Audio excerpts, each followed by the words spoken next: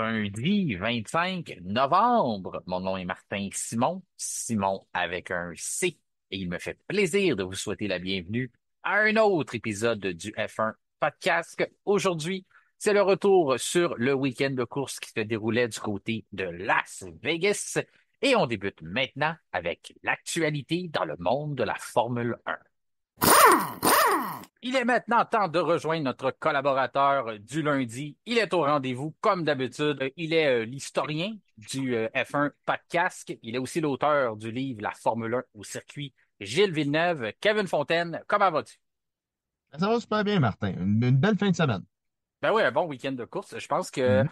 j'en parlais vendredi avec Jean-Christophe qui se dirigeait d'ailleurs vers le Nevada pour aller assister au Grand Prix de Las Vegas, à quel point que on était tous mitigés au départ quand ça avait été ajouté. On était tous unanimes que ça serait un grand spectacle, que ça serait grandiose comme événement. Mais le tracé et toutes ces choses-là, on était pas mal sceptiques. En tout cas, je connais pas grand monde que lorsque les dessins avaient sorti, là, on appelait à des modifications, on disait que ça serait plate. Il y a d'ailleurs Max Verstappen qui avait été très verbal tout au long du week-end. J'attends que le Grand Prix arrive, puis on se rend compte que finalement, on était agréablement surpris, puis c'était au-dessus de nos attentes. Pour ta part, j'imagine que tu partages un peu cette opinion-là. Là. Vegas, c'est peut-être la première édition, on l'attendait différemment, mais là, disons qu'on avait hâte. En tout cas, moi, j'étais assez, tu sais, j'étais anxieux que ça débute. J'avais hâte à ce week-end de course-là. Ouais, c'est ça. Ben écoute, c'est pas le circuit que j'affectionne le plus, là, comme beaucoup de fans. Là. On va s'entendre que la forme du circuit, comment le circuit est fait et configuré, c'est pas le plus intéressant pour beaucoup de gens. C'est sûr que c'est quand même intéressant lorsqu'on passe sur la fameuse strip, là, où est-ce qu'on voit les hôtels, le Caesars Palace et tous ces immeubles-là. C'est vraiment spécial, mais c'est pas mon Grand Prix préféré, là, si tu veux mon avis. Mais on a quand même eu droit à des belles bagarres pour ce Grand Prix-là. Ben, moi, je suis comme toi à la base, on est des puristes. C'est sûr que les Spa-Francorchamps, les Monza, moi, je le mentionne souvent, le Grand Prix d'Autriche, le Red Bull Ring, ces choses-là. Mhm. Sauf que je trouve que le tracé, il livre la marchandise. Pas nécessairement comme on dit lorsqu'on le regarde, là, c'est un cochon, là, mais lorsque le spectacle commence, l'effet de vitesse est là. Puis, je le mentionne souvent, mais c'est toujours comment tu es capable de livrer ça à la télévision pour présenter quelque chose. Je trouve pas que ça nous donne les images nécessairement de montagne ou justement encore le Red Bull Ring, d'avoir les grosses structures ou des grands prix justement comme Monza, où ce que tu vois le podium à la fin puis toutes ces affaires-là. Tu sais, on essaie de faire ce qu'on veut. C'est sûr que une fois que la course commence, on voit pas nécessairement le paysage, sauf que le spectacle, la vitesse est là, est au rendez-vous. Oui, effectivement, c'est ça. Et c'est dans la F1 moderne. Ouais. C'est dans ce que propose la Formule 1 moderne. C'est un tout autre visage qu'on a des grands prix plus traditionnels du côté de l'Europe. Donc, on est rendu là, du côté de la F1. C'est très glamour. Moi, je considère comme le nouveau Monaco, tout simplement. Là, on est rendu de ce côté-là pour Las Vegas. Mais si je te demande, là, je ne veux pas m'étirer trop longtemps là-dessus, mais tu me donnes de la viande, puis ça m'intéresse. Mais si tu avais à choisir entre Monaco, je sais que tu es un puriste, entre Monaco et Vegas, côté spectacle, Hmm. là, simplement le tracé, là, si on enlève tout ce qui vient dans l'héritage de Monaco, est-ce que tu préfères regarder. Ouais, mettons, je te dis, je vais te forcer à écouter deux courses, là. T'aimes-tu mieux en écouter deux à Monaco ou deux à Las Vegas? Ben, on va prendre les deux qu'il y a eu à Las Vegas, c'est sûr, c'est plus intéressant. Mais je te dirais que la physionomie du tracé, comment le circuit est configuré, si Monaco était plus large, je préfère Monaco. Ouais, ça va toujours être le problème de Monaco, puis ça se corrigera Exactement. pas. C'est sa largeur. Écoute, je voulais débuter avec toi avec quelques sujets d'actualité. On en a deux. Il y en a un qui a retenu toute l'attention, tu t'en doutes déjà vers où je vais aller avec ça. J'ai déjà adressé le sujet avec Jean-Christophe, mais je voulais savoir ton opinion là-dessus. Il y a eu du développement aussi au cours du week-end, on en a entendu parler. Les directeurs d'écurie se sont prononcés. Il y a environ c'est le 27 septembre qu'on annonçait à nos auditeurs par l'entremise de notre page Facebook. Justement, les gens qui ne sont pas abonnés à notre page Facebook, on a eu, vous êtes de plus en plus nombreux à le faire, là. On a eu 100 nouveaux membres juste au cours des derniers jours. Et on aimerait ça atteindre un total d'à peu près 4000 là, d'ici la fin de la saison. On est environ à 3500. Donc, si vous n'êtes pas déjà abonné à notre page Facebook, je vous invite à le faire. Vous avez des amis qui ne le sont pas, ben, partagez en grand nombre. C'est vraiment un lieu de rassemblement, non seulement pour avoir l'actualité de ce qui se passe, mais aussi jaser avec d'autres personnes, retrouver d'autres passionnés de F1, du monde qui parle français, beaucoup de francophones. Il y en a des anglophones qui nous suivent aussi, qui qui discutent. Bon, on a les traductions pour ceux qui parlent pas anglais, mais vous pouvez vraiment trouver du bon monde là-dessus, puis il y a beaucoup de connaisseurs, donc c'est toujours intéressant. Puis en plus, vous restez à l'affût de l'actualité. Mais c'est par l'entremise de notre page de Facebook, justement, qu'on annonçait que Andretti, il y avait eu un changement à l'interne. Donc, on avait décidé de délaisser Michael Andretti. Après ça, par la suite, on avait tourné un épisode, on avait enregistré un épisode du F1 Podcast où je te demandais à toi et à notre autre collaborateur, qui est François Goulet, je vous demandais est-ce que vous pensez que le fait qu'on tasse Michael Andretti, que c'est Dan Torres qui prend la relève, est-ce que ça va favoriser le fait qu'on va rentrer en F1, qu'on va réussir probablement à avoir une 11e écurie. On était unanime là, que c'était probablement la meilleure chose à faire pour se tourner vers là et réussir peut-être à mettre un pied d'entrée à l'intérieur de ce fameux championnat-là, devenir une 11e écurie.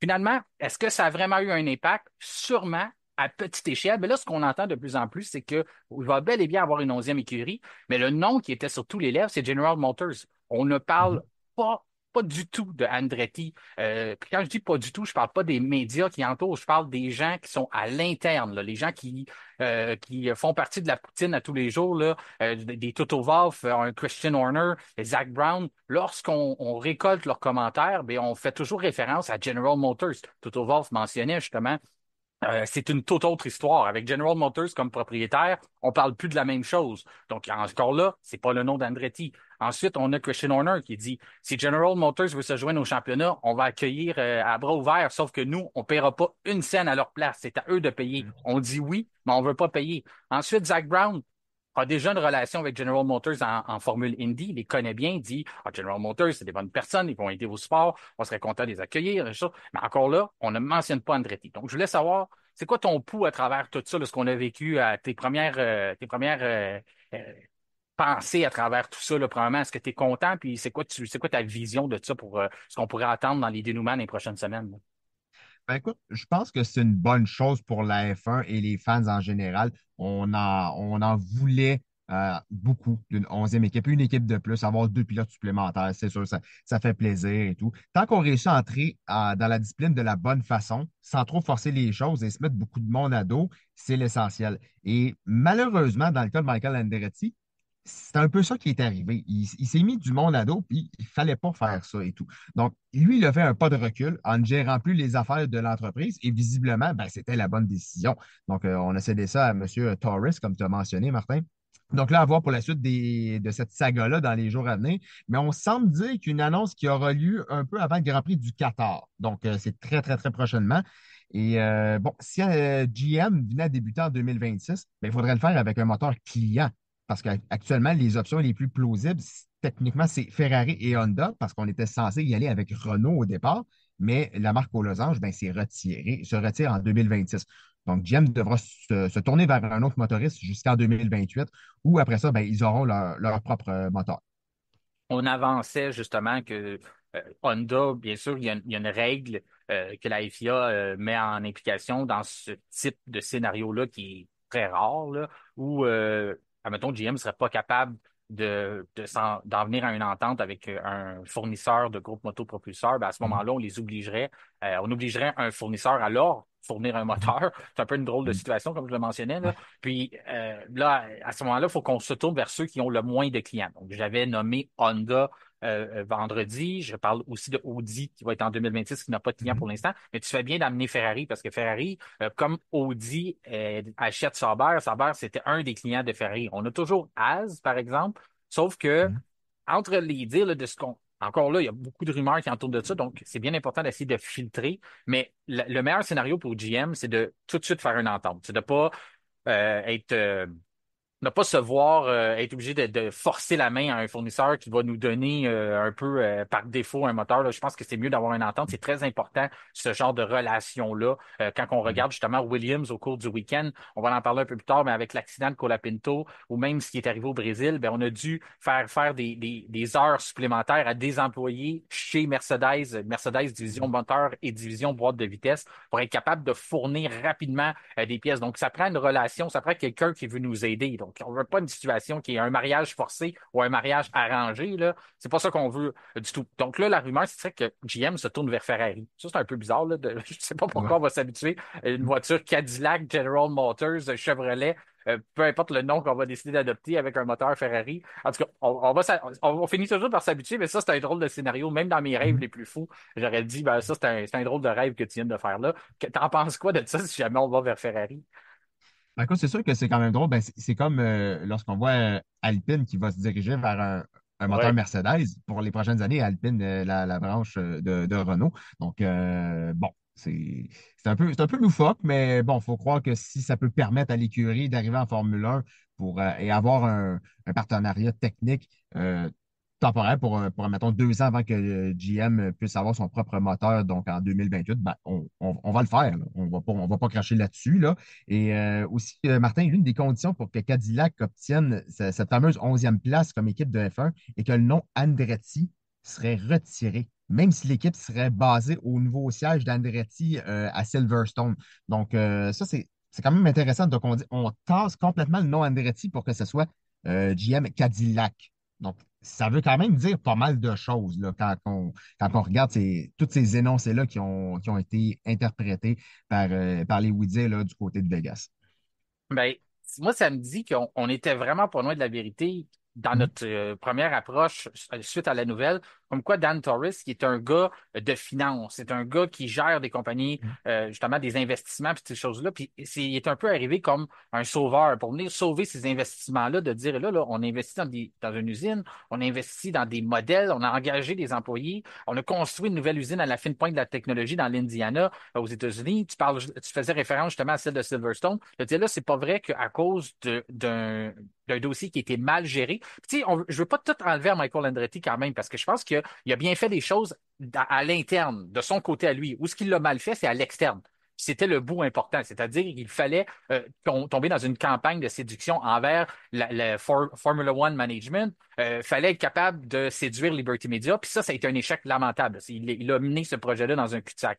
Et là, Dan Torres vient un peu comme sauveteur, réussit à avoir des bonnes discussions, dire c'est quoi qu'il faut faire pour arranger ça, reconstruire des ponts qui, selon les dires de des personnes à l'interne, justement Gunther Steiner, qui avait des bonnes informations à aller jusqu'à l'année dernière où il a perdu son emploi chez Haas, mais mentionnait que ces ponts-là étaient brisés pour toujours, selon lui, avec Michael. Donc, Dan Torres, en quelques semaines, a réussi à reconstruire ça. Et puis, le compromis qu'on aurait trouvé de dire, hey, pour pas tout perdre, c'est de dire, GM va prendre la relève, va gérer le dossier. Nous, au pire, on va leur donner un soutien technique, les aider, peut-être même, on ne sait pas, à long terme, on va peut-être vendre carrément toutes les usines, vendre la coquille de ce qu'on avait, puis GM ira de l'avant avec ça, poursuivra de son bout de chemin.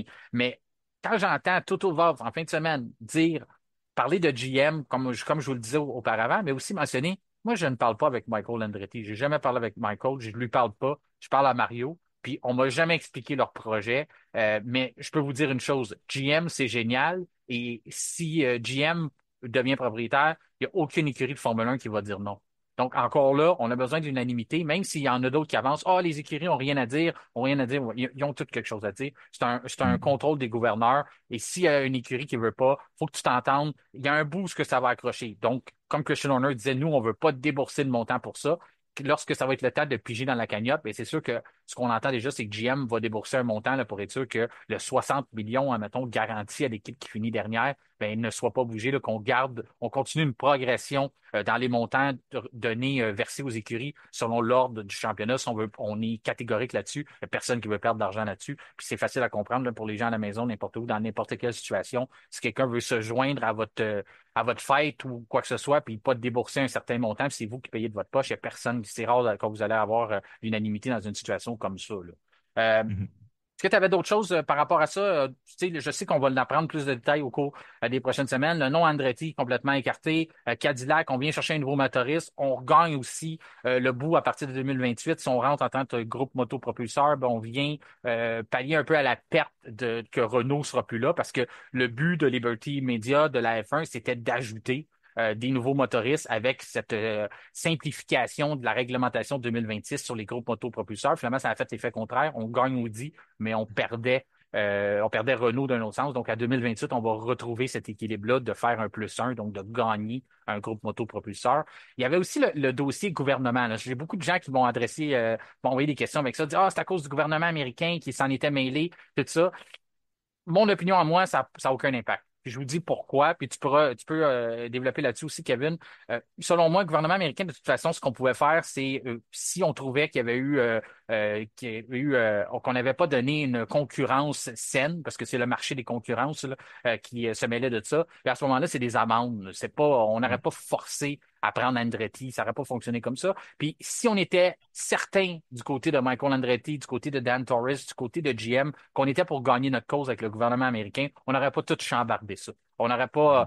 Michael aurait gardé son poste. Dan Torres n'aurait pas demandé à Michael de se retirer. GM serait pas en train de retirer le nom d'Andretti du projet. On dit on va gagner avec le gouvernement, donc je pense pas que ça s'en allait dans ce sens-là. Parce qu'on savait qu'au bout de la ligne, il y aurait eu une tape ses doigts de Liberty Media, quelque chose qu'on était probablement prêt à payer juste pour maintenir Mhm. notre point de pas vouloir ajouter Andretti à ce groupe-là de gouverneurs là, en tant que tel. T'en penses quoi de ce côté-là, de cette hypothèse-là que les gens apportaient versus cette enquête-là du gouvernement?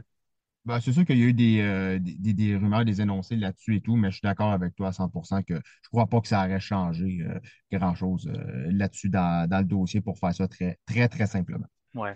L'autre dossier, c'est une rumeur que tu m'emmenais justement. Tu as voulu discuter de ça avec moi Mhm. cette semaine.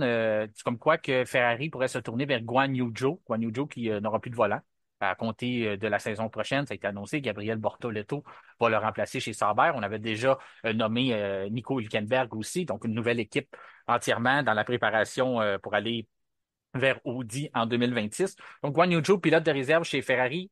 Ma première réponse quand tu m'as mentionné ça, je t'ai dit, ben, s'ils le font, c'est un grand coup marketing. T'as pas, t'as souvent été vocal là-dessus, toi aussi, à quel point que Guan Yu Zhou apporte beaucoup d'argent de la Chine, apporte des yeux surtout, des auditeurs, des fans de Formule 1, et on vend de la marchandise, beaucoup de marchandises grâce à lui. Est-ce que tu vois autre chose qu'un côté marketing à Guan Yu Zhou? Penses-tu vraiment qu'à part être un pilote de réserve, il pourrait un jour vraiment figurer dans les plans de Ferrari pour remplacer un Charles Leclerc ou un Lewis Hamilton un jour, ou même dépasser un Oliver Burman qui va aller faire ses classes chez Haas pendant quelques saisons? Ben, écoute, c'est sûr qu'avec le budget et la visibilité qu'il offre au marché chinois, c'est sûr que plusieurs écuries peuvent être tentées de recruter comme pilote de réserve. On a mentionné Ferrari aussi avec cette rumeur-là. On verra si ça va aboutir aussi à un retour pour lui au sein de la Scuderia parce qu'il a déjà été membre de l'Académie Ferrari, Guan Yu Zhou, en 2014 et 2018 pour ceux qui n'étaient pas au courant. Oui, il a déjà été membre de l'Académie Ferrari. Donc, c'est pas le plus talentueux. On le sait. Guan Yu Zhou, c'est pas le pilote le plus talentueux. Il connaît une saison difficile mais c'est pas un pilote, je trouve, qui commet énormément d'erreurs. Contrairement à certains autres, même des pilotes, ça fait plus longtemps qu'ils sont là. C'est pas un pilote qui commet énormément d'erreurs. Oui, il y a eu ses gros moments. On se rappelle en 2022 à Silverstone, ça a été assez intense comme accident, mais c'est pas un pilote qu'on voit souvent dans le mur, je trouve, Guan Yu Zhou. Et c'est un héros national en Chine, donc il est extrêmement populaire là-bas. Et s'il peut garder un pied en F1 puis aider à conserver une certaine forme d'attraction pour la F1 en Chine, ça n'en sera que bénéfique. Donc, moi, je trouve que Joe, troisième pilote dans une écurie, ça le fait. Euh, c'est probablement là que je le vois. Est-ce que sa carrière en F1 est terminée pour de bon? Qui sait? On ne sait pas, on n'est pas garant de l'avenir. Mais s'il y a une opportunité éventuellement pour décrocher un volant, ben c'est sûr qu'il ne dira pas non non plus. Mais pour le moment, troisième pilote, je pense que c'est ce qu'il peut faire. Puis il a toujours piloté un moteur Ferrari depuis ses débuts. Donc ça, c'est quelque chose qui a une valeur. Il connaît le moteur, connaît la mécanique Ferrari. Donc c'est sûr que lorsqu'il fait des tests, il peut aider les ingénieurs à trouver des réglages, à essayer de voir ce qu'on peut faire. C'est sûr que 2026, c'est une nouvelle motorisation. Mais encore là, c'est un gars de l'interne, on le garde. Comme tu dis, côté argent, ben, oui, on va vendre la marchandise aussi. On garde probablement des auditeurs arrivés vers la F1, des téléspectateurs plutôt. Donc, tout ça, je pense que c'est un bon coup. Tu l'as mentionné souvent, puis j'étais d'accord avec toi qu'il fallait qu'on trouve une certaine façon de le garder.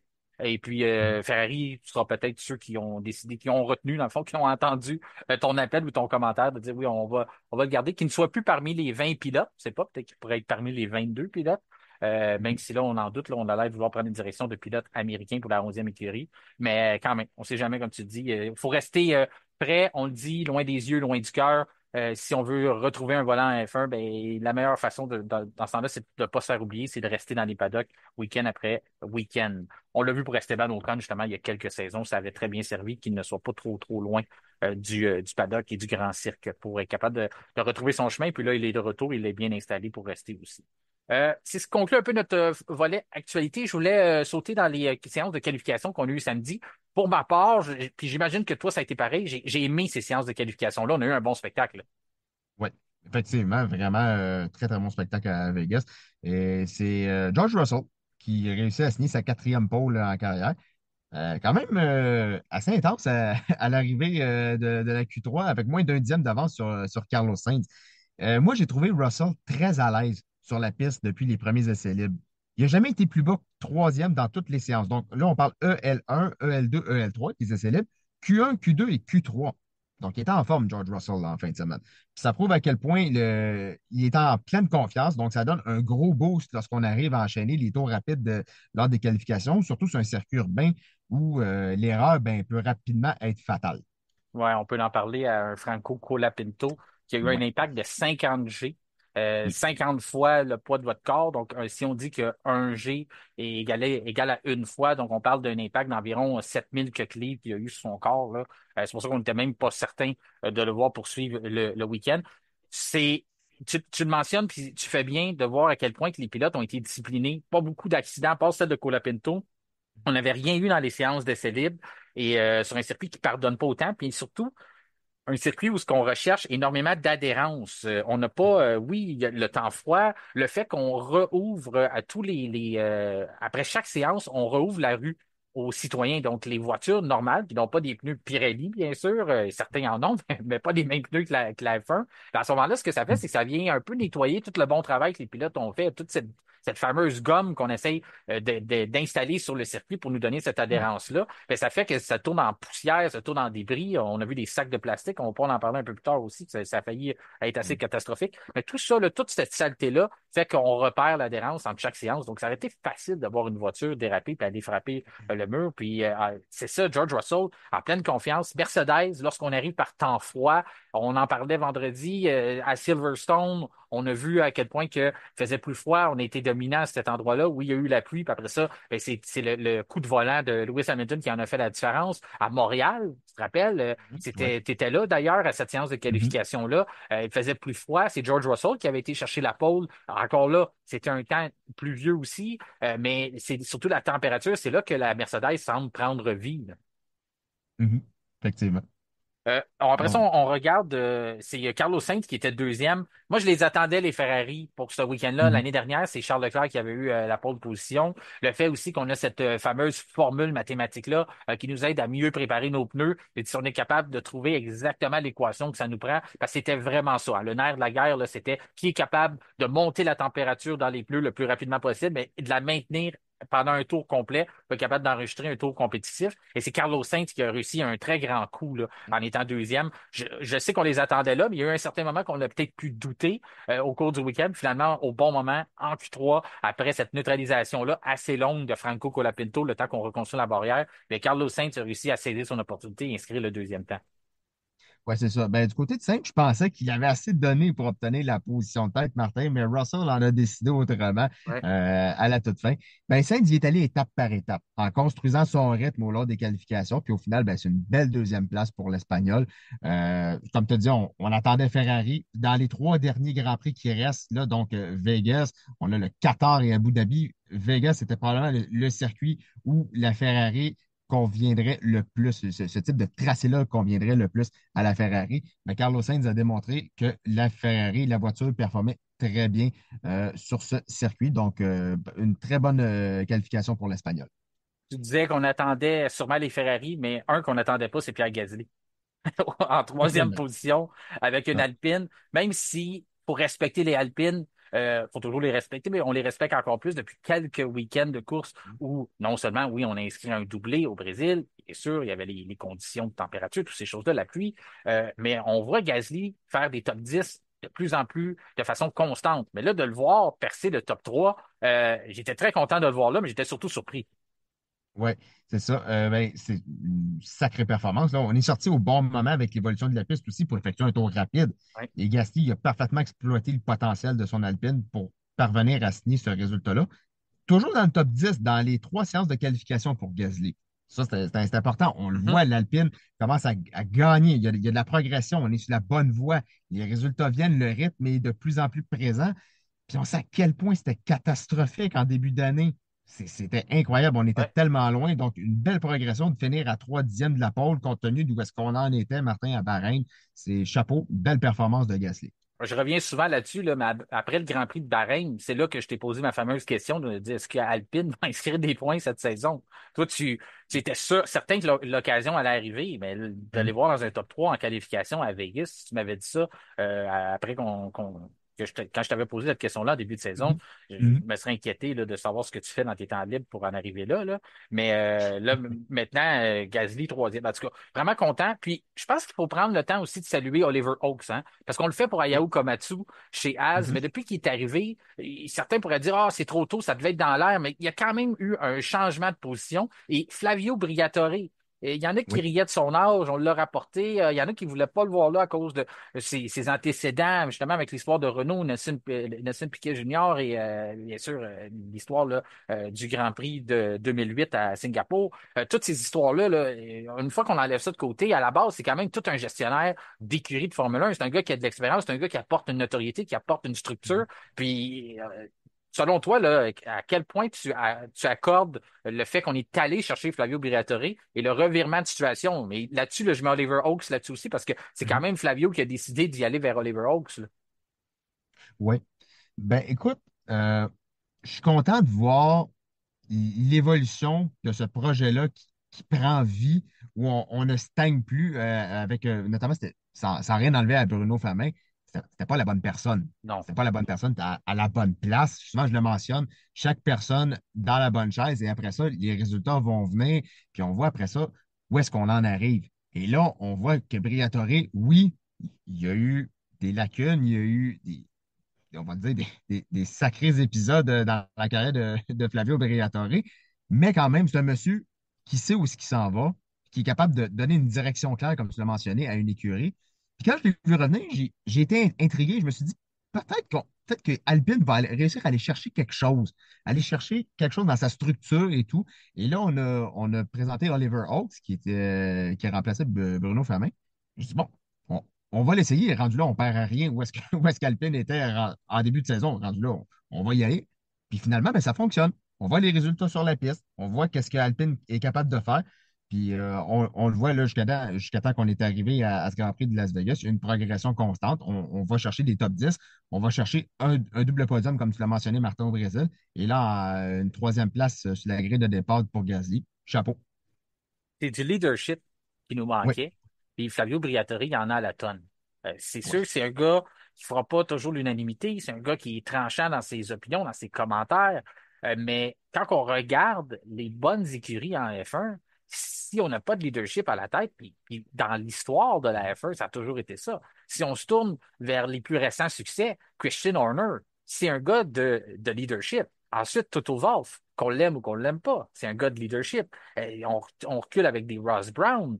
Ça a toujours été des gars qui sont capables d'être des bons pères de famille, mais aussi des capitaines de bateau et prendre des décisions au bon moment. Et encore là, Flavio Briatore, c'est ce qu'il apporte présentement à l'écurie Renault. Et lorsqu'on le voit là, que du leadership, ça se met en place très vite.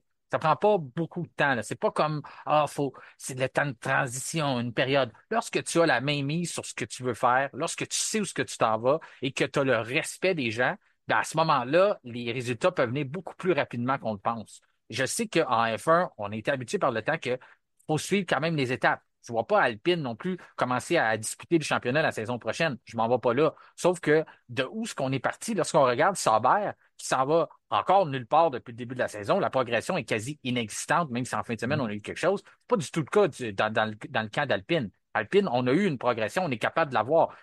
Même je fais la comparaison, certains aimeront peut-être pas ça, mais on peut quasiment dire qu'Alpine est le McLaren de la saison dernière. Et où est-ce que ça peut nous mener avec le temps de soufflerie qu'on aura davantage, le temps de développement qu'on a dans les poches jusqu'au 1er janvier. Et si, dépendamment de comment le classement va s'organiser, on risque encore d'avoir un avantage sur le top 5 et des écuries comme Aston Martin, peut-être même sur As qui nous a dépassé au championnat au cours du week-end. Donc, en ayant ça, si on l'utilise de bonne façon, on peut voir des résultats très concrets et surtout des résultats rapides. Je prends pour exemple justement l'équipe Orange Papaye qui a été capable de mettre à bon escient tout ce temps-là qu'on avait dans les poches pour être capable de développer une voiture compétitive. Oui, effectivement. Donc, moi, j'ai vraiment hâte de voir la suite pour Alpine. Là, du moins, les trois derniers Grands Prix, on a une chaude lutte. Là. Alpine, Haas, RB, c'est intéressant. C'est des gros sous. La position au classement est très importante, comme tu l'as mentionné, Martin. Faut pas lâcher le morceau chez Alpine. Euh, il y a matière à aller chercher. Ah, écoute, je sais pas si on était capable de s'imaginer en début de saison, de se dire on va signer tout de suite pour une P6 au championnat constructeur. On était très loin au départ. Ah, incroyable. Puis il Mm. y a quelques saisons, on était quatrième au championnat Ouais. constructeur, ensuite Mhm. cinquième, puis là, on dit, hey, on le disait nous-mêmes, là, on partit de quatrième, cinquième, puis on s'enligne pour finir peut-être avant-dernier, ça va pas du tout. Puis là, finalement, si on réussit à se replacer sixième, c'est peut-être pas le résultat espéré qu'on voulait lorsqu'on avait terminé quatrième il y a quelques saisons, de dire, dans quelques saisons, on va se réjouir d'une sixième place, mais il faut être quand même, faut être réaliste avec ce qu'on avait sous la main en début de saison. C'était vraiment, tout le monde partait vers l'avant, puis nous, on partait de reculons, là. Charles Leclerc, quatrième, on sépare les deux Ferrari avec celle de Gasly. C'était pas idéal. Charles Leclerc n'était pas content de sa performance. Bien sûr, il croyait, tout comme toi, qu'il pourrait signer la pole. C'est pas arrivé.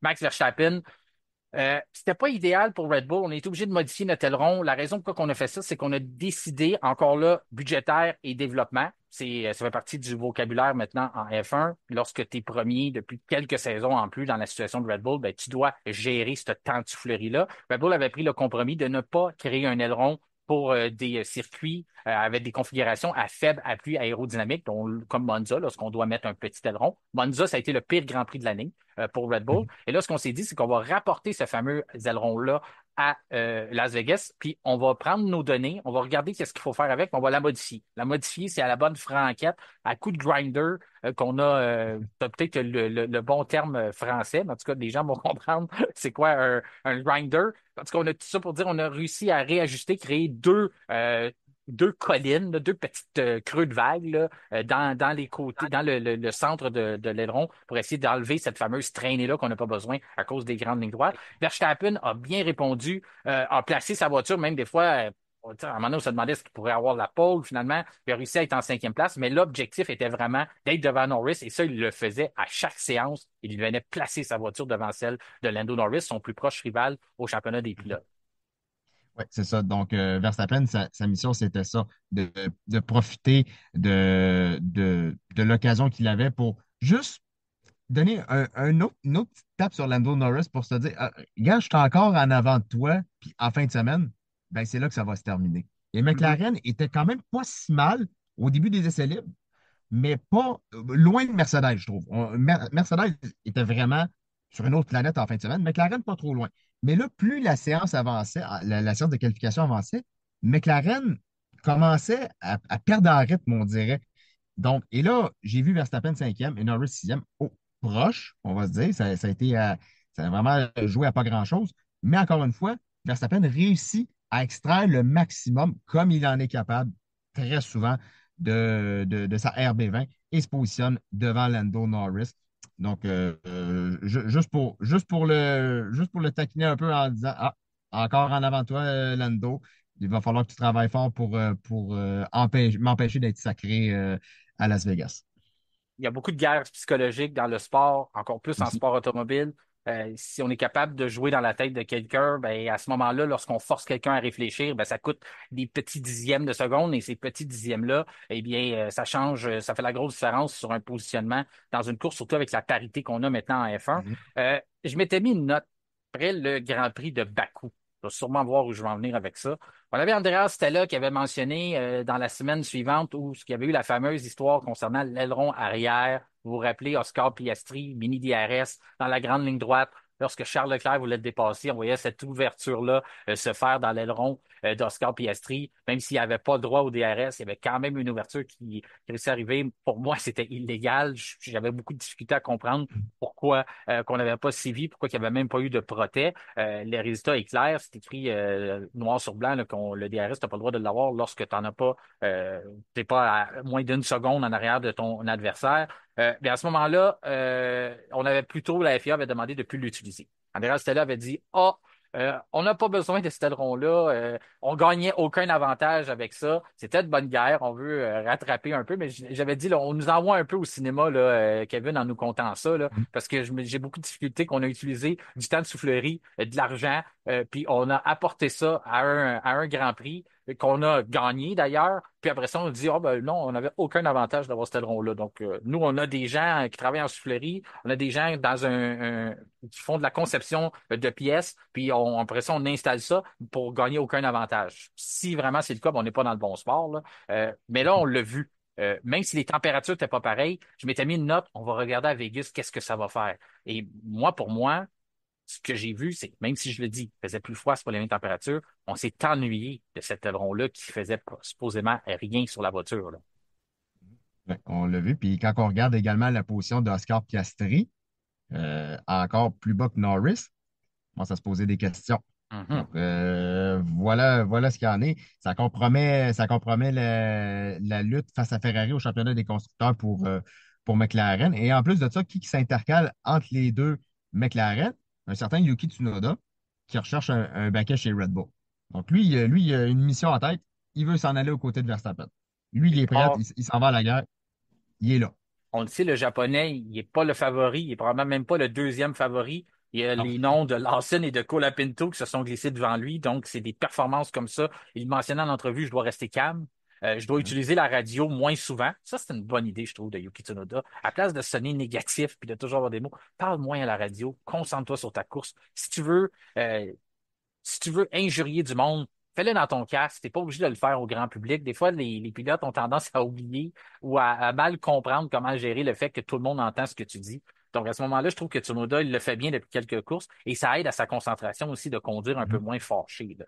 Septième pour Tsunoda, tu le mentionnais, huitième pour Piastri, Hülkenberg, neuvième. J'attendais rien de moins des Haas avec des grandes lignes droites. On sait que l'écurie américaine est capable de se tirer d'affaire. Dixième pour Hamilton. Ça a été la déception hein, Ouais. de la séance de qualification. Écoute, on va revenir un peu plus dans le Grand Prix. Si tu permets, je vais finir les noms de la qualification. On va pouvoir sauter au Mhm. Grand Prix, mais on en reviendra sur ce week-end-là. Hamilton, il l'a avoué lui-même là, qui s'est complètement, qu'il a pas fait le travail, c'est de ses propres mots, en étant dixième.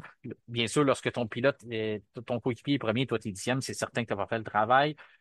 Après ça, onzième pour Ocon, douzième pour Magnussen, treizième pour Guan Yu Zhou. On dirait que Guan Yu Zhou, on le dit, vraiment, s'en est chez Ferrari, peut-être rumeur, s'en allait là, mais j'ai trouvé que depuis qu'il sait qu'il ne reste pas en F1, ça fait une drôle d'effet, on dirait qu'il n'y a plus de pression, puis il Mhm. performe mieux. Il est plus dernier. Il y a aussi eu le fait qu'on a apporté des modifications à la voiture chez Sauber. Ça semble porter fruit. On fait des tests pour 2025. En tout cas, si on est capable de frôler le top 10 l'année prochaine, ça va déjà être une grosse amélioration à comparer de cette année. Quatorzième pour Colapinto, quand même une très belle performance jusqu'à l'accident qu'il se réussit à se glisser devant son coéquipier Alex Albon. Il met beaucoup de pression sur Albon, Colapinto. Ça nous fait même peut-être réévaluer ce qu'on croyait de Alex Albon. C'est sûr que quand tu es longtemps avec Logan Sargent, ça peut peut-être venir fausser les données un peu. Je pense encore que c'est un très, très bon pilote, mais Colapinto lui donne une très, très belle compétition, une compétition saine jusqu'à maintenant, là. Ensuite, quinzième pour Lawson. Oui, vas-y. Tu voulais dire Oui, quoi? oui, c'est ça, exactement. Tout à fait d'accord avec toi, Martin. Je voulais juste renchérir sur le fait de Colapinto, oui. Et 16e pour Sergio Perez. Mhm. On le sait Aïe, tout aïe. que. Ouais, aïe, aïe. C'est ça. Rien de plus. On en parlera au pire un peu tantôt. 17e pour Alonso. Pas idéal pour Aston Martin. Encore le problème, lorsqu'on a trop de traînées sur une voiture, il y a des grandes lignes droites, eh bien, ça fonctionne pas pour les verts. 18e pour Alex Albon. Lui, il a eu des troubles mécaniques un peu tout le week-end, a eu de la misère à se mettre vraiment en confiance sur le tracé. 19e pour Valtteri Bottas. C'est pas, c'est rare de le voir là, mais il avait quand même une pénalité de 5 places sur la grille. Donc, c'est ça. Fait que, il n'y a pas trop pris. Puis Lance Stroll, ben oui, les 20e, c'est pas l'idéal. On veut pas le voir là, on le sait. On voit qu'il est pas très loin d'Alonso, mais il y a aussi le fait qu'il a eu seulement un tour. Il avait eu un problème avec son système de récupération d'énergie. Donc, ce qui a demandé beaucoup de travail à son écurie. Donc, on l'a envoyé en piste tout juste à temps pour être capable d'inscrire au moins un tour. C'est ce qui conclut les séances de qualification. Maintenant, on passe au Grand Prix qui avait lieu dimanche au Nevada.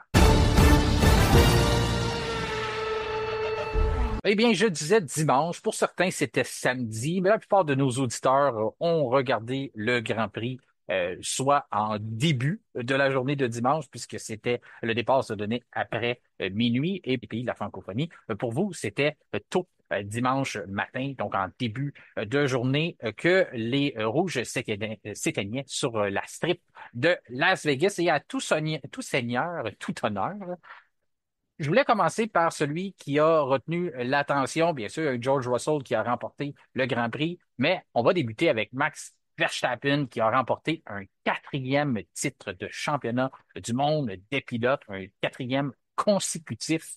Mon père qui regardait le Grand Prix et m'a parlé après, il me dit, félicitations, tu m'avais mentionné au début de la carrière de Max Verstappen qu'il serait le futur de la F1, le prochain grand pilote, la prochaine légende. J'avais été si loin que ça dans mon analyse. Puis il dit, tu sais, c'est pas, il a jamais eu ses doutes, il a jamais remis ça. Sauf que lorsqu'on va dans des déclarations comme ça aussi grandes, des fois on peut avoir, on peut attendre. Tu sais, on peut dire, on va patienter un peu, on va voir ce qu'il sait faire. Déjà quand que le pilote a seulement 17 ans.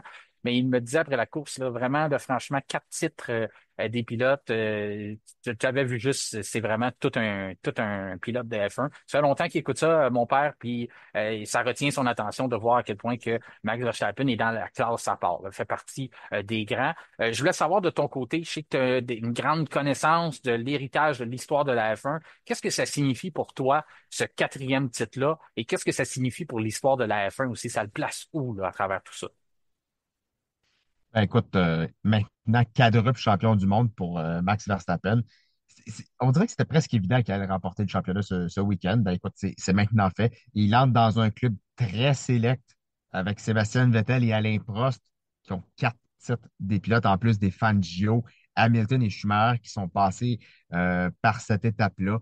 Euh, Max Verstappen, c'est le patron. C'est le patron de la discipline depuis quelques saisons. C'est le pilote phare de la F1. C'est un pilote qui écrit sa légende à chaque saison, qui a réussi, on dirait, à repousser les limites de ce qu'un pilote peut faire.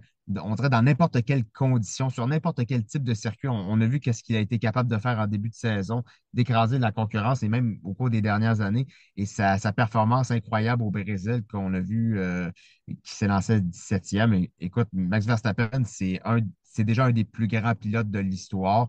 Euh, c'est le plus grand pilote de sa génération. Pour moi, je ne pense pas qu'il va y avoir de pilote capable d'atteindre ce type de talent-là, de talent brut.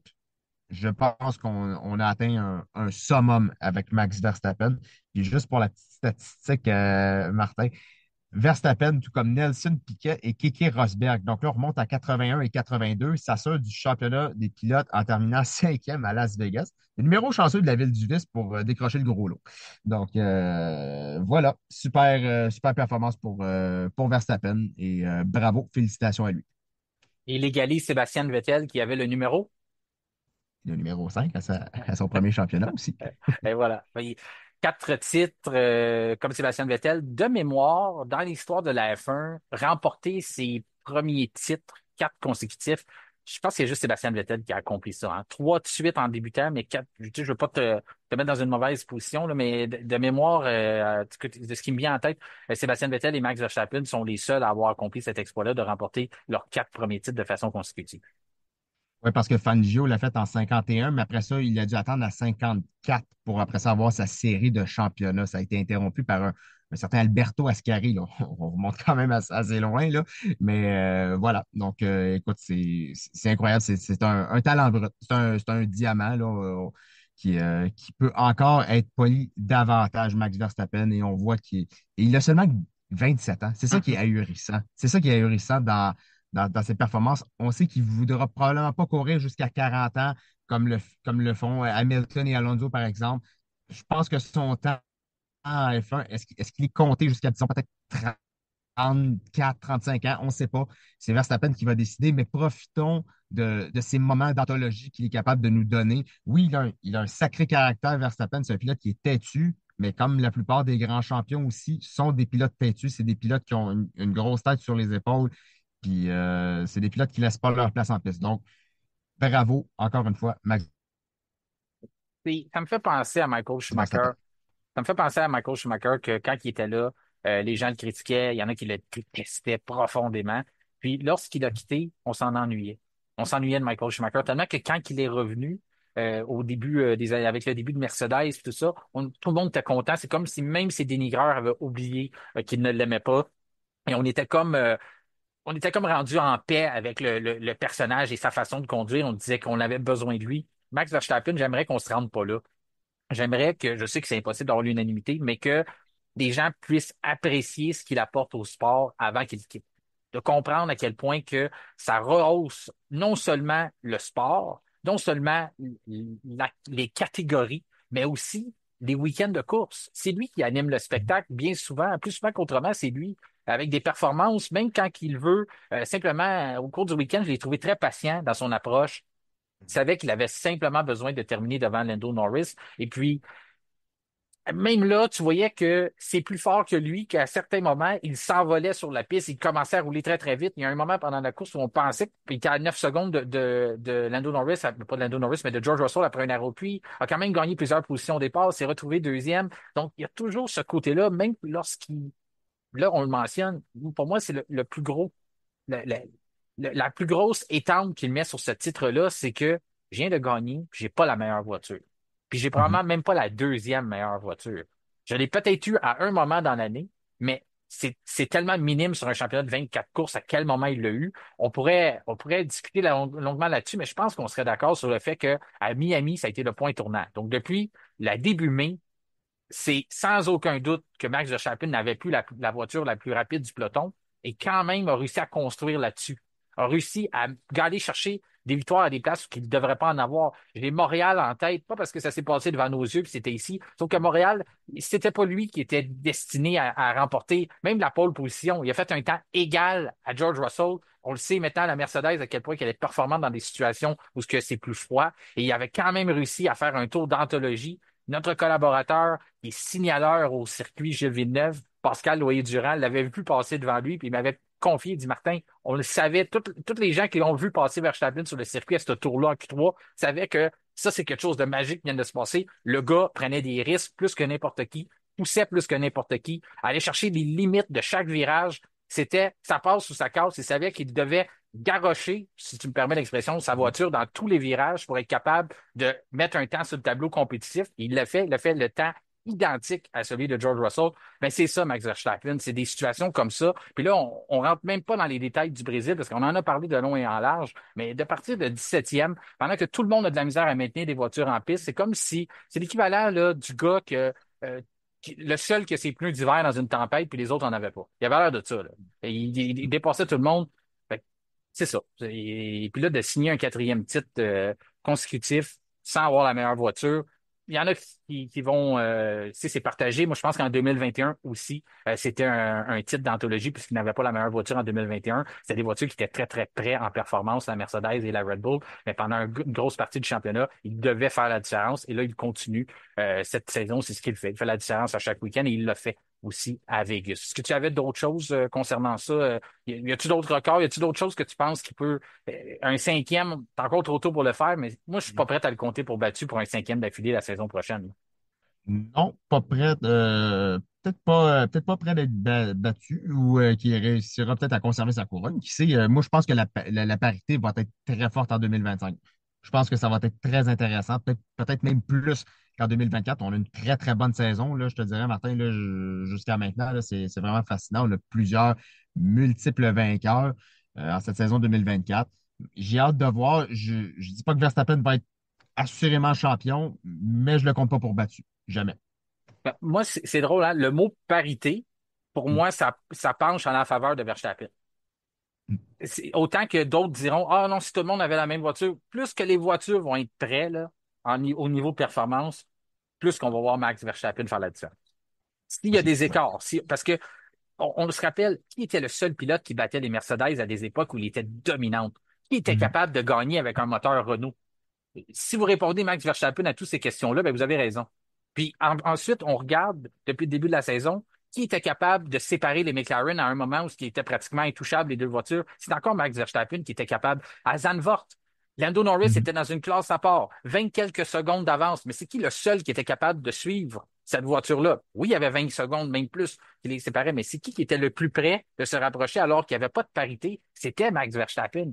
Donc, si on arrive à une F1 qui est très paritaire en 2025, où ce que les voitures sont pratiquement sur un seuil d'égalité, bien sûr, je comprends les voitures quand on dit c'est sûr à l'avant du peloton, mais encore là, je suis pas capable de pas mettre mon argent sur lui pour remporter le championnat de 2024, de 2025. Il y a encore beaucoup de temps avant qu'on en arrive là. Il y a quelques mois encore, puis il va y avoir beaucoup de grands prix à faire. Il va en avoir au moins 24. Sauf que je serais pas capable. Si vous me le demandez aujourd'hui, là, aujourd'hui, on est le 24 novembre. Dis, Martin, c'est qui le champion du monde 2025? Faut que tu en choisisses un, puis je prends Max Verstappen, puis j'ai personne d'autre dans mon équation présentement, là. De ton côté? C'est sûr que c'est très, très, très tentant de prendre Verstappen. Il reste à voir où Red Bull va se situer. Mais s'il y a un pilote qui est capable de faire la différence, Mhm. on le sait tous, c'est Verstappen. Ouais. Il n'y a aucun doute là-dessus. Dans n'importe quelle condition conditions météorologiques, que ce soit qu'il fasse chaud, que ça soit ensoleillé, sec, humide, que ça soit sous un déluge, sous la pluie, Verstappen, il est là, c'est le patron, c'est lui qui mène la concurrence. C'est difficile d'aller contre lui. Puis l'autre côté là, qu'il faut accorder à Verstappen aussi, qui fait partie de sa légende, ça a été mentionné à plusieurs reprises depuis hier à quel point il a rallié l'équipe. Oui. L'équipe, là, il s'est passé tout plein de distractions à l'intérieur de Red Bull. Verstappen n'a jamais été affecté par ça. Et c'est pas tous les pilotes. Et je dirais qu'il y a très peu de pilotes qui n'auraient pas été affectés par tout ce qui se passe. Autant son père, qui lui donne pas la tâche facile, toujours en train de faire des distractions. Son coéquipier, il a été une distraction toute la saison par ses performances, puis qui était jamais là pour lui donner un coup de main. Après ça, tu as le père de Sergio Perez qui écrit des choses, qui parle dans les journaux mexicains contre Max Verstappen. Je pense que ça lui passe vraiment loin ou ça lui coule comme sur le dos d'un canard. Mais toutes ces choses-là, là, les médias britanniques qui sont pas toujours en sa faveur, toutes ces choses-là, il n'y a rien qui l'a fait. Rien, rien, rien. Donc, c'est Mhm. vraiment, on le disait tantôt, l'aspect psychologique, là, mental. Mais ça, je pense que à part tout son talent, c'est la plus grande force de Max Verstappen, c'est le mental, ou comme Bob d'un Boys dirait, la dureté du mental. Mental toughness. Ben, c'est ça qu'on peut donner à Max Verstappen. Assez parlé de lui, il y a quand même un gars qui a remporté le Grand Prix en fin de semaine, et c'est pas lui, c'est pas Verstappen, c'est George Russell. Son week-end aurait pu être terminé assez vite à cause d'un simple sac de plastique qui est venu se loger sur sa voiture. Et bien sûr, les gens à Vegas, Montréal aussi, on en voit encore. Lorsqu'on est près des grandes villes, ben, il y a le fait on a ces fameux déchets-là qui arrivent, ces indésirables-là qui arrivent sur les tracés. Il y a aussi les gens qui ne comprennent pas, là, qui continuent de mettre une bonne vieille sandwich dans un sac de plastique. Lorsqu'on s'approche d'un circuit, si vous ne le saviez pas, vous allez l'apprendre maintenant. C'est la pire chose que vous pouvez apporter puisque ce qui arrive plus souvent qu'autrement, ben, vous le mettez sur le banc d'à côté, puis là, vous mangez votre sandwich, vous parlez avec quelqu'un, vous regardez les voitures passer, vous retournez de côté, oh, il est où mon sac de plastique? Ben, il est rendu dans une Alpine sur le circuit, ou comme on a vu en fin de semaine, ben, il était rendu dans la Mercedes du gars qui a fait un week-end hors pair, beaucoup d'efforts, a réussi à signer la pole position, puis ça aurait pu tout être gâché à cause de quelqu'un qui a emmené son lunch au circuit. Une affaire aussi niaiseuse que ça. Ouais, c'est ça. Ben écoute, une belle victoire. Une Ouais. belle victoire de George Russell, là, troisième de sa carrière. Il a rejoint son compatriote Lando Norris à ce chapitre. Donc, c'est un doublé Mercedes, pas juste la victoire. Hamilton deuxième, donc 60e doublé pour les flèches d'argent. Donc, bravo. Ça fait du bien de revoir Mercedes au sommet. Donc, course sans trop de problèmes pour Russell, qui a réussi à résister aux assauts de Leclerc en début d'épreuve. Leclerc s'est quand même pointé le bout du nez tout près de Russell, mais réussi à conserver son calme, réussi à bien résister à la Ferrari. Puis après ça, il a géré sa course d'une main de maître et il s'impose dans le désert du Nevada. Et pour la première fois de l'histoire, Martin, 7 pilotes ont gagné 2 fois ou plus dans cette saison 2024. Puis Russell s'ajoute à cette liste-là avec sa deuxième victoire de la saison. Tu t'en vas vers là, mais le mot à retenir, on va le mentionner au bilan dans quelques semaines. Pour moi, le mot à retenir pour pour décrire la saison 2024, ça va être parité. Lorsqu'on tu le dis, on marque des records, des pilotes qui sont capables de gagner à 2 reprises dans des différentes écuries. Ça a été une très, très belle saison de F1. Ça a été bon autant pour le moral des équipes, mais aussi le moral des partisans, le moral des partisans de différentes équipes, les pilotes. Euh, J'aime la statistique que tu apportes. On mentionne souvent à quel point Mercedes, ça a été une écurie dominante et ça a été une écurie qui réécrit l'histoire. Ils sont revenus en 2010. Et tu mentionnes un Mhm. 60e doublé. Donc, Mhm. si on exclut leur court passage là, dans les années de Fangio, euh, c'est 60 doublés en 14 ans. C'est énorme, là. De Mhm. penser qu'à 60 reprises, dans les 14 dernières années, on a eu 2 Mercedes qui ont terminé premier, deuxième des Grands Prix d'F1. C'est vraiment beaucoup, là. C'est une statistique qui est vraiment incroyable à voir. C'est tout à l'honneur de Mercedes et ça montre à quel point ils ont été dominants dans l'époque depuis qu'on a tourné à l'ère hybride en F1. C'est vraiment des statistiques incroyables. Lewis Hamilton, son week-end de course, tantôt je t'ai coupé un peu, on commençait à jaser de ça. Ouais. Sa qualification a vraiment pas été facile. Il a pris le blâme, il a dit j'ai pas fait le travail. En course, il m'a fait penser à un Sergio Perez du bon temps, un Sergio Perez 2023, où il bousillait complètement sa qualification, mais se reprenait en course. Tu te rappelles de cette Ouais. époque-là où Sergio Perez était capable de faire quelque chose le dimanche pour rattraper ses mauvais résultats du samedi, puis à tous les fois, les gens le défendaient, disaient ah ouais, mais il a fait un bon travail, il a remonté, mais on disait toujours oui, mais c'est lui qui se complique la tâche. Mais au moins à cette époque-là, on disait il était capable de se rattraper, il était capable de le faire. Là, il le fait plus, Sergio Perez. Là, c'est pas bon le samedi, puis le dimanche, il y a de la misère à compléter des dépassements. Quoi qu'il en a fait un très, très spectaculaire, un dépassement d'anthologie à Vegas. Mais Hamilton, est-ce que c'est quoi qui vient en tête? Tu dis, il avait l'air déçu après ça parce que s'il était parti premier ou il avait placé sa voiture deuxième, c'est probablement lui qui l'aurait remporté, ce Grand Prix de Las Vegas-là.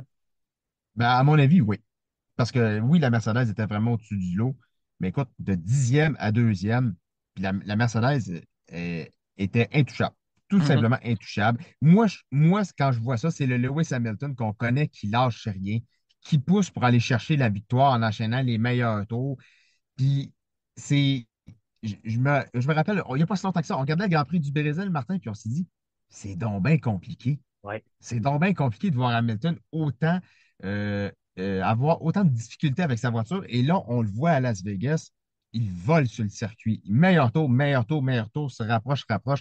C'est sûr que sa qualification lui a coûté la victoire. Ça, c'est sûr et certain. Avec le rythme qu'il affichait, moi, je suis persuadé que George Russell n'aurait pas gagné ce Grand Prix-là. Si Hamilton partait dans le top 3, c'était évident. Pour moi, Hamilton gagnait. Ah oui, non, les tours, les données, les statistiques, la Ouais. télémétrie, va tout dans ce sens-là.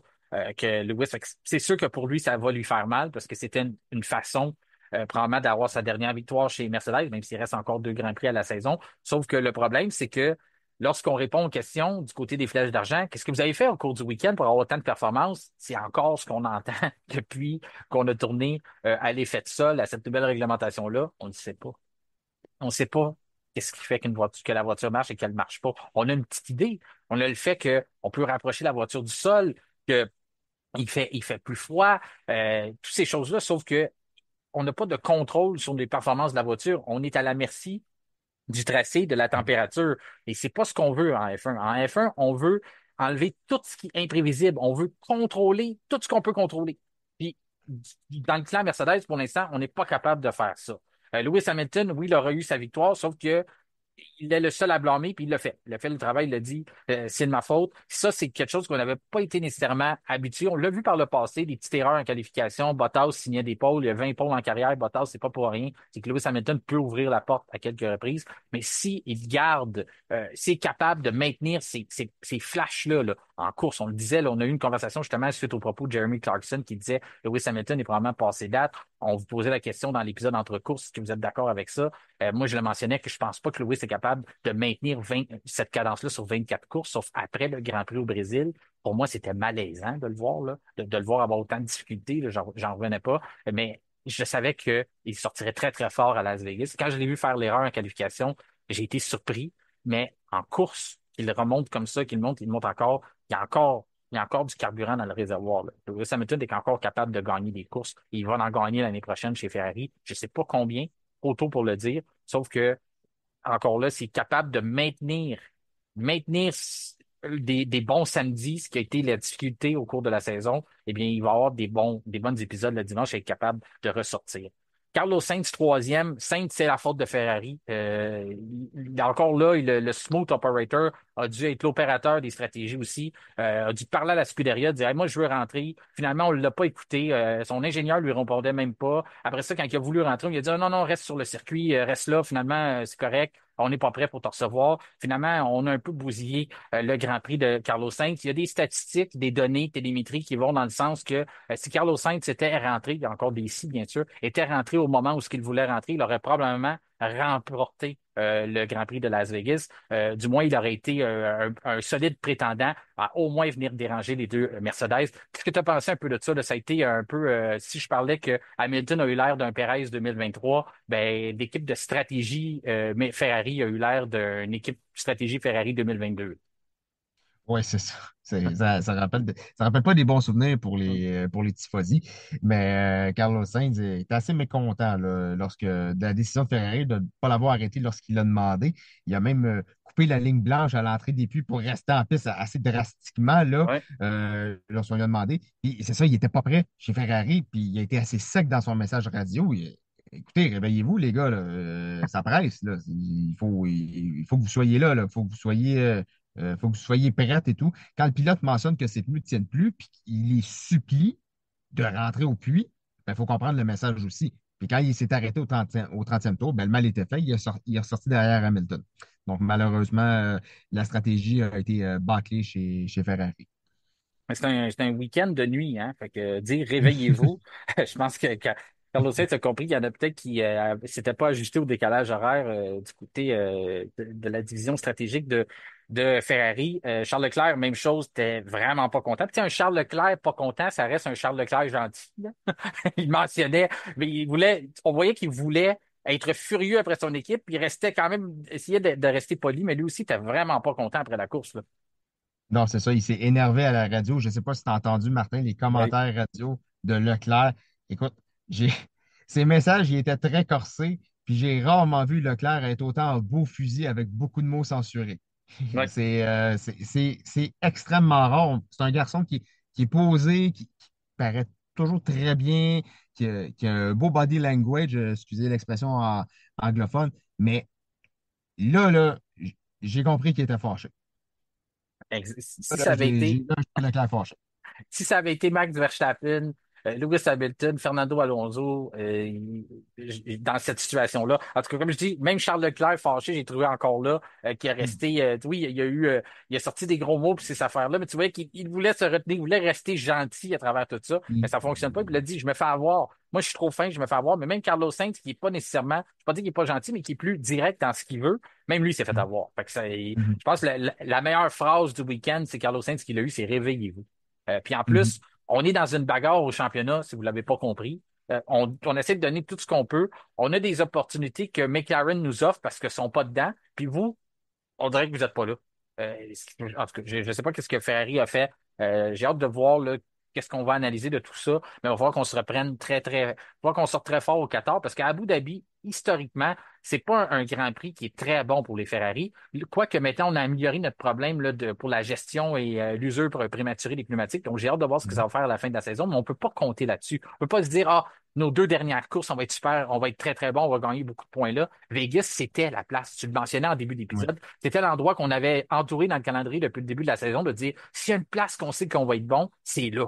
Donc, tu peux pas te permettre de dormir et de pas prendre les bonnes raisons, les bonnes décisions pour la stratégie des pilotes. Surtout quand que t'as un pilote qui te fait ça facile. C'est pas comme si les pilotes dorment dans leur voiture et font comme, ah, mes pneus sont finis, je m'en ai pas rendu compte, puis vous me l'avez pas dit. Non, non, je te donne l'information, faut que je rentre, là. J'ai rien d'autre à faire, j'ai rien d'autre à sortir, mais on n'écoute pas. On prend notre temps puis on pose la question puis on n'est pas prêt.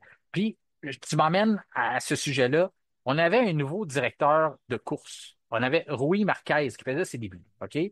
Euh, on sait que les directeurs de course ne prennent pas toutes les décisions, les commissaires, on a ces choses-là. Mais as-tu compris, toi, qu'est-ce qui s'est passé que Carlos Sainz a pu ressortir de la ligne des puits, traverser la ligne pleine et pas être pénalisé? As-tu compris? As-tu une explication à ça ou c'est simplement on lui a donné un laissez-passer, hein?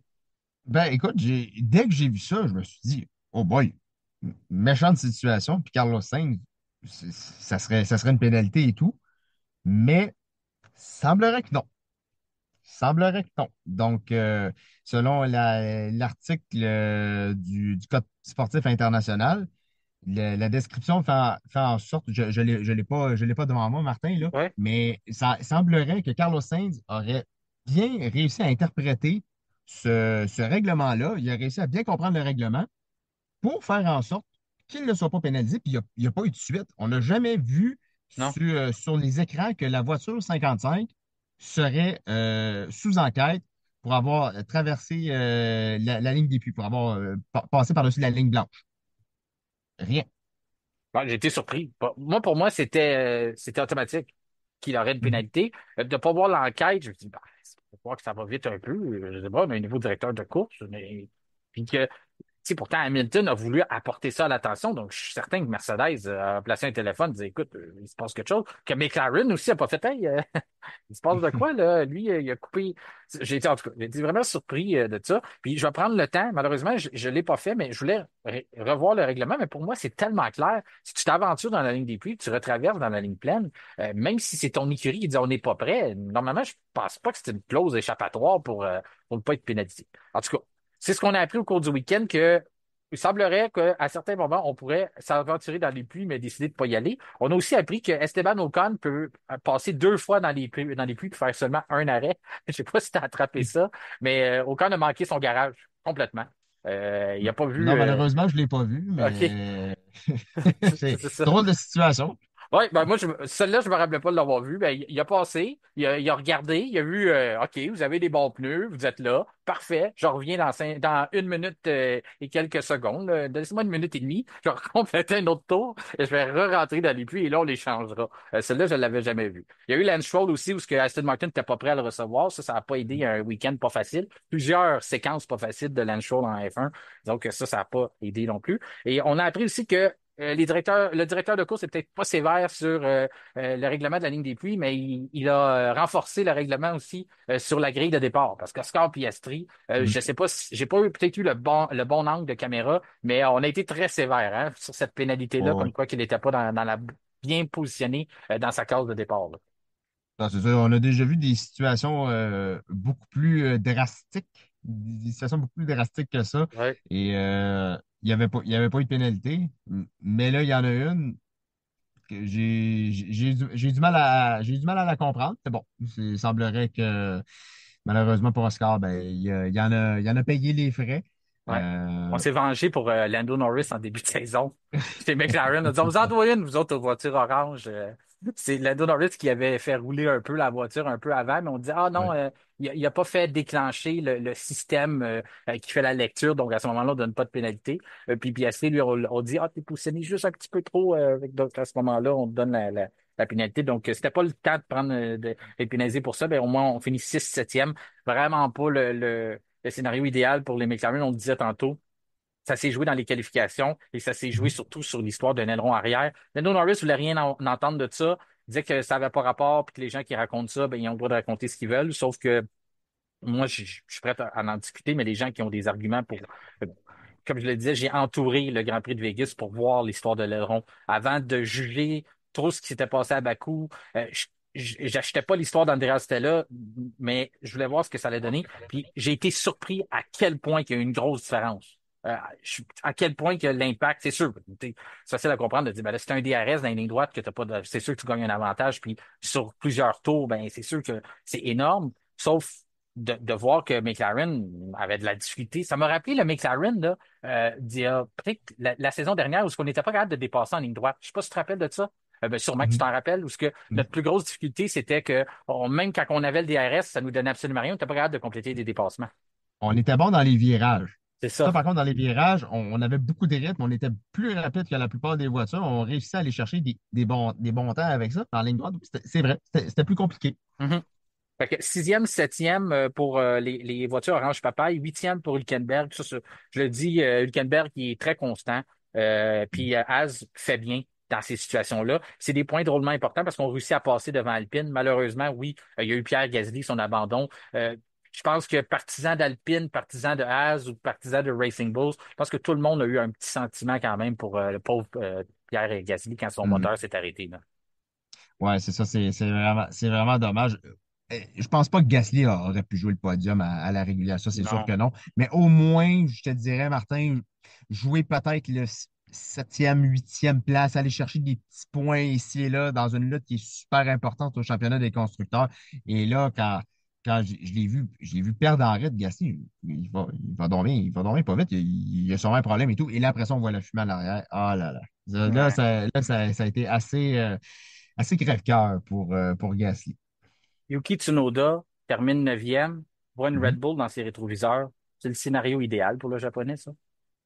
Ben, c'est sûr il va se mettre du bon côté pour cette étape-là. Et il lâche pas le morceau. Il lâche pas le morceau. C'est son but. Euh, pour moi, j'aimerais lui donner une chance à Tsunoda de l'associer aux côtés de Verstappen juste pour voir ce qu'il serait capable de faire avec une voiture plus performante comme une Red Bull par rapport à une RB, une AlphaTauri depuis qu'il est en F1. Mais il prouve qu'il est capable, qu'il a le talent, qu'il a la vitesse. Il s'est beaucoup amélioré depuis ses débuts. Euh, moi, personnellement, à titre personnel, je lui donnerais une chance. Moi, Moi, je lui donnerais une chance. je me suis déjà prononcé là-dessus. C'est Mhm. pas comme si Red Bull était gêné de faire des changements de pilote en Mhm. cours de saison. Moi, j'y vais avec un scénario à la Daniel Kvyat dans le temps, qu'on avait choisi Kvyat pour graduer chez Red Bull, remplacer Sébastien Vettel aux côtés de Daniel Ricciardo, même si on savait très bien que le futur était probablement Max Verstappen ou moins, ou même Carlos Sainz qu'on avait dans la filiale à ce moment-là aussi. On a décidé de laisser la chance à Kvyat. C'était lui qui avait le plus d'expérience. Puis en cours de saison, on s'est révisé, puis on a décidé de faire appel à Verstappen après quelques grands prix de disputer à la saison. Donc pourquoi on ne ferait pas la même chose avec Tsunoda? Pourquoi qu'on ne le laissait pas? Bon, à place de brûler la carrière de Liam Lawson, que tu aimes beaucoup, que tu apprécies beaucoup, moi je l'aime beaucoup aussi, mais je ne ferais pas ça à n'importe quel pilote, je ne le souhaiterais pas d'être à côté de Verstappen. Et même si on va chercher Colapinto et qu'on paye un gros prix, ben, tant mieux, ça serait une nouvelle acquisition pour notre banque de pilotes, mais on le placera à côté de chez Lawson et qui se disputeront. Les deux feront le travail de voir qui peut succéder à Tsunoda lorsqu'il s'en ira. Il y a un contrat seulement d'un an, donc pour une transition, pourquoi pas? Moi, je partage ton opinion là-dessus. C'est Tsunoda qui devrait avoir Pour moi, c'est la décision facile à prendre. Sergio Perez, écoute, je ne veux pas aller dans juste du négatif. Ben, le négatif, c'est sa position. Je viens de te dire, il est derrière Tsunoda, ne devrait pas faire ça. Sauf que je te laisse parler de son dépassement qui a été vraiment impressionnant. Oui, vraiment, arriver à 3 de large après la fameuse Vegas Strip et pour arriver à cette fameuse chicane, là. Donc, réussi à doubler et Lawson et Magnussen, si je ne me trompe Oui, pas, Martin. exactement. Donc, ça a été très serré. Quand j'ai vu les trois, je me suis dit, oh, bon, ouais, ça risque de mal finir. Finalement, non, on s'en est sorti. Donc, bravo. Ça, c'est le Perez, le bon Sergio Perez Ouais. que beaucoup connaissent, mais que, mettons, des nouveaux fans regardent la F1 depuis, bon, on va dire, disons, 2 ans, 3 ans peut-être. Ouais, mais qu'est-ce qu'il fait là, Perez, dans cette voiture-là? On dirait qu'il n'y a pas de rythme, il n'est pas capable. Non, non, Sergio Perez, dans ses bons jours, c'est un excellent pilote. Il est capable de faire de très belles manœuvres, il est capable de faire de très bonnes courses. Ça, c'est ce que j'aime voir de Perez. Perez, ça a toujours été le samedi. Mais le dimanche, d'habitude, c'était parmi les meilleurs pour compléter des dépassements. Je Mhm. l'ai souvent dit, moi, si tu me donnais le choix entre Perez et Bottas, je prenais Perez parce que Perez était plus agressif en course. Bottas, en qualification, sauf en course, je trouve qu'il défend mal ses positions, puis il n'est pas capable nécessairement d'en gagner. Mais ben, Sergio Perez, c'était tout le contraire, là.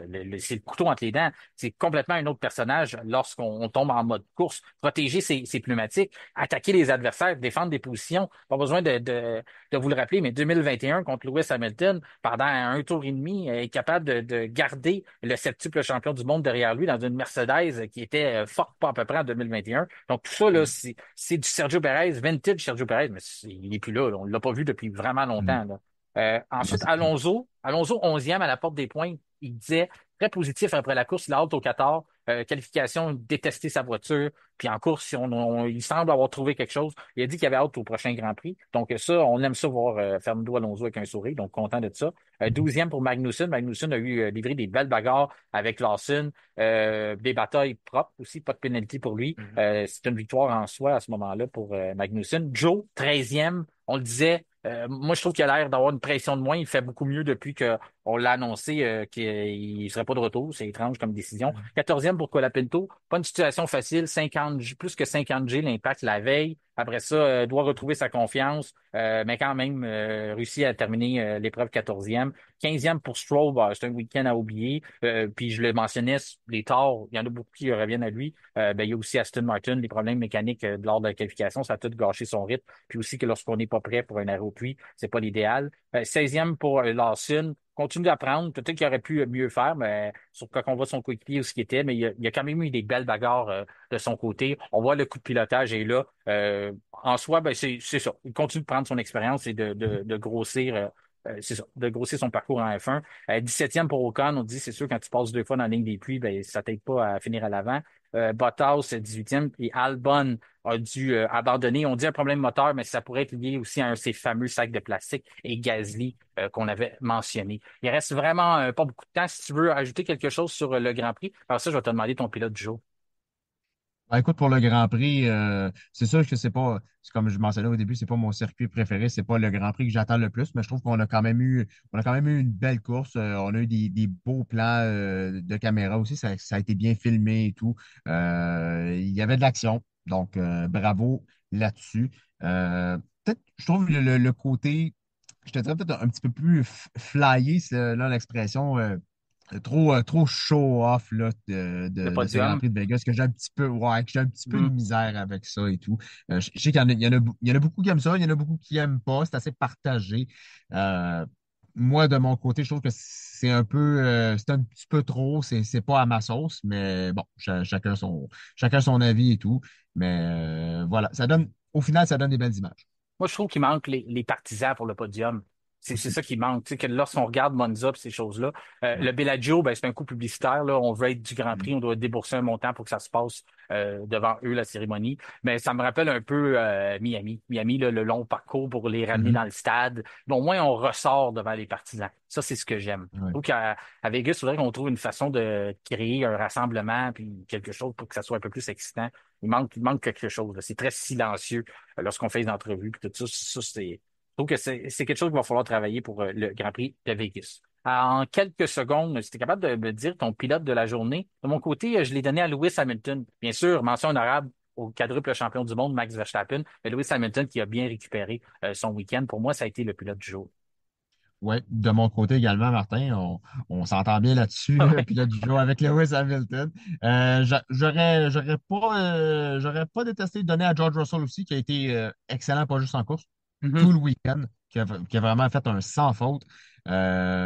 Mais pour ce rattrapage, pour avoir réussi à nous démontrer pourquoi il est septuple champion du monde, pourquoi est-ce qu'il faut jamais le compter pour battu, Lewis Hamilton. C'était un retour. C'est ça. Il se devait Ouais. de sortir une grande performance. Quand je dis il se devait, il est quand même septuple champion du monde. C'est vraiment, mais juste de remontrer un peu avec tous les commentaires qu'il y avait eu de des gens britanniques aussi, justement Jeremy Clarkson, des gens de chez lui, tout ça, c'est certain que c'est venu à ses oreilles. Et puis, il n'y a pas besoin de beaucoup de motivation de Lewis Hamilton pour comprendre qu'il se devait de ressortir très fort. George Russell, tu fais bien de le mentionner, j'aime pas ne pas donner le titre de pilote du jour à quelqu'un juste parce qu'il a gagné, il est parti premier, tout ça. C'est très difficile de faire ce qu'il a fait, de le faire de la manière qu'il a fait. Il a mieux géré ses pneus, mieux que n'importe qui. Il avait la situation pour le faire, mais il faut être capable de livrer. Lui-même avait dit, lorsque tu as une bonne voiture, tout le monde peut gagner, sauf qu'il ne l'a pas souvent montré. Là, au cours du week-end, il avait la meilleure voiture, il a réussi à concrétiser avec ça. Donc, pour moi, c'est un pas en avant pour George Russell. D'être capable de le faire à plusieurs reprises, ça sera ça à construire là-dessus. Ben, ça, c'est quelque chose de positif pour lui. Et c'était une belle reprise là, de ce qu'il avait perdu en Belgique, là, qui avait été disqualifié après une belle victoire devant Lewis Hamilton. Merci beaucoup, Kevin, encore une fois, d'avoir pris un moment en ce dimanche pour préparer cette belle épisode de lundi que nos auditeurs pourront écouter. Je te souhaite une excellente semaine et on se reparle lundi prochain pour revenir sur le Grand Prix du Qatar. Avec un grand plaisir, Martin. Merci.